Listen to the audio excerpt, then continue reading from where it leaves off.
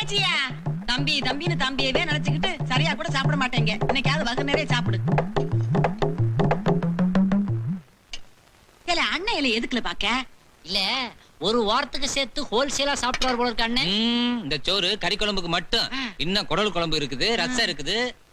அதெல்லாம் லாரியில வருதா? அது மட்டும் இல்ல, ஆத்தா எனக்காண்டி கட்டி தயிர் எடுத்து வச்சிருக்கு, அதுக்கு தனியா பழையது வருது. வயிறா இல்ல செங்கச்சூளையா? வாய மூடல பண்ணுவா.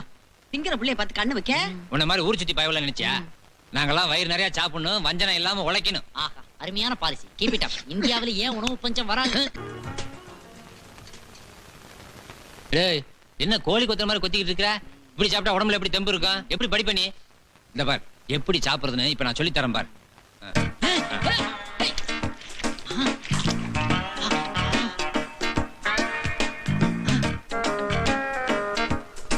இப்படிதான் சாப்பிடணும். எலும்பு எப்படி கிடைக்கும் தெரியுமா? பெரிய மனுஷன் கொடுத்துருப்பா.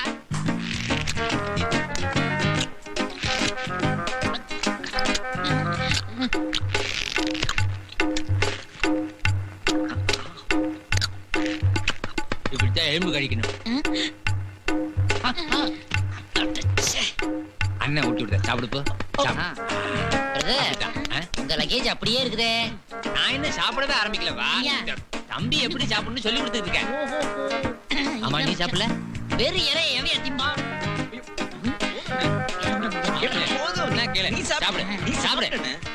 ஆமா, அவன் எங்களை காணா? அவன் புத்திசாலி, இலையோட எஸ்கேப் ஆயிட்டான். சரி, அவரு போட்டு. தம்பி, ராத்திரிக்கு என்ன வேணும்? ஐரமன் குழம்பு வைக்க சொல்லவா? ஐரன் இந்த ஃபேமிலிக்கு பத்தாது. பெரிய எருவ மாடா அடிங்க. இல்ல, எலும்பி போல. கொஞ்ச நேரம் தம்பி நிம்மதியா சாப்பிட